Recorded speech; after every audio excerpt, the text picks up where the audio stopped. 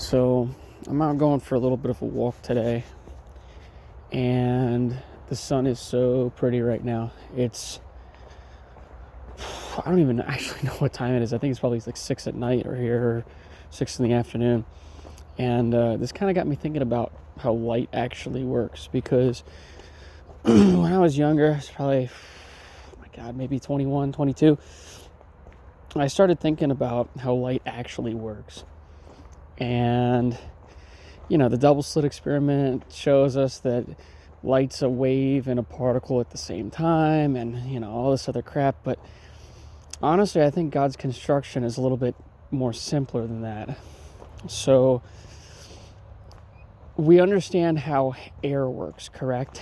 Let's say you take a plane through the air and it disturbs the air around it, right? And it forces it one way or the other. So we can argue that the sun may actually be the exact same way, or light in general. Now here's where I'm going with that. So there was an old term called the ether, back even in like early 20s, all the way going back, I think, into the late 1700s.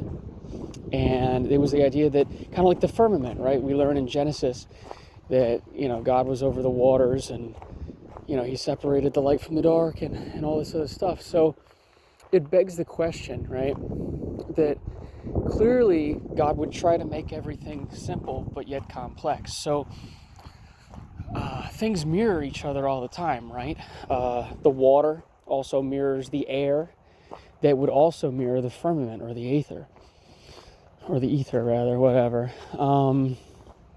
So my point is, what if the particles are always there, right? They just have to be turned on. So the same thing could be said about water, right? When you drop a rock into water, it disturbs the water around it and they become activated. Now, I just did quotations, but you can see the disturbance by it moving up and down when you throw a rock at it.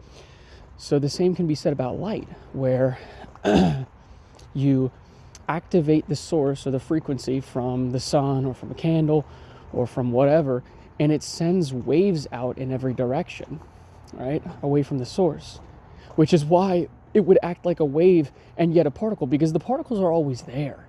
They're just not activated, which is why you can't measure them. So, things like that, I feel like that makes a little bit more sense to me than the other, coming from a source thing. Because like I said, what if it's always there? They just have to be activated and then you can see them, which would make sense why things sort of activate. I think it's called quantum tunneling, where things are able to go through objects at certain distances. Because like I said, what if it's always there? You just have to activate them. Or why you can measure two, I think it's a quark.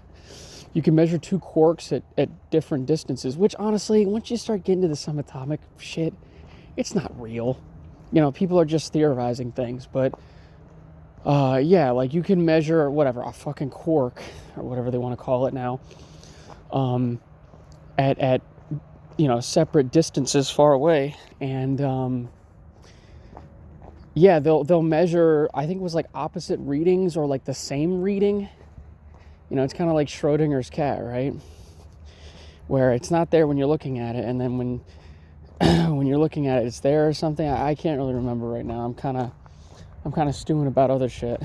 But yeah, I mean, that only seems to make sense to me. That, like I said, it's not there until it is there until it's activated, and then you can see it. You can see it because the same thing goes with air, right? When something pushes through it, right, like an airplane or an arrow or whatever else, you can see the disturbance of it, right? You can feel the disturbance of it too, which would make sense as to why there's certain pockets in space of things, right? Because, or even how galaxies form, because, galaxies, believe it or not, at a certain point, gravity has no effect. It's electrical, right? So that begs the question, how the fuck are they able to stay together, right? If you have a spiraling galaxy where the tails are super far apart, then how is gravity even affecting at that range, right? Like it should just start falling apart like a whirlpool, but it doesn't. It stays together and keeps pretty good shape. Right? At a certain point, the stars on the outside should just be going almost backwards, if that makes sense. Not just slowing down, being slower than the inner side. So, yeah, I don't know, it's interesting. Same with like redshift, where I'm not entirely sure or entirely convinced about, redshift being what it is in space, where it's like, at certain distances. It's like what's happening is the ether is being pulled, right, and stretched, and that's what's causing the redshift, because the only thing you can see is the red frequencies, right? Because it's just like when you're sending out sonar waves in a submarine, the thinner, right? Okay, here's a good one. I know I'm kind of jumping around, but let's say you have a solid block or you're underwater and you scream, right? You can hear it much clearer than when you're in the air, right? And I yell right now, you might not be able to hear me. Or there's a solid wall and I bang on it, it's instantaneous. You can hear it right away because it's thicker. So the same thing applies with redshift, where because it's farther away and because the aether is being stretched by it moving farther away, you get the redshift. So hopefully that makes sense. And I'm sure there's going to be some scientist egghead that's like, actually, it's supposed to be like this. It's like, I don't know, bro. Is it? Is it? Because everything that you guys say is literally the exact opposite of what's happening. Like, literally every time. So, at this point, it's for the commoner, or the common man, to just come up with shit. So, and if I'm wrong, I'm wrong. If I'm wrong, I'm wrong. There's no there's no harm done, but I'm sure for you, you're going to think I'm the devil in disguise or something. But, why do I even attempt to trust you, right? But yeah, I shouldn't be bashing people. I'm sorry about that. Yeah, I think I covered it. This is a little bit later. I actually wanted to add something about the redshift. So that sort of explains what's happening with like dark matter. Like, they don't understand why there's so much dark matter, or why it's growing, or whatever it's called, dark energy. Yeah, like I said, the aether is being pulled, so nothing's filling the gap, right? Like, if it just keeps expanding and nothing's being made to fill it, yeah, it's going to be thinner. So what's going to fill it is a void, right? Which is dark matter.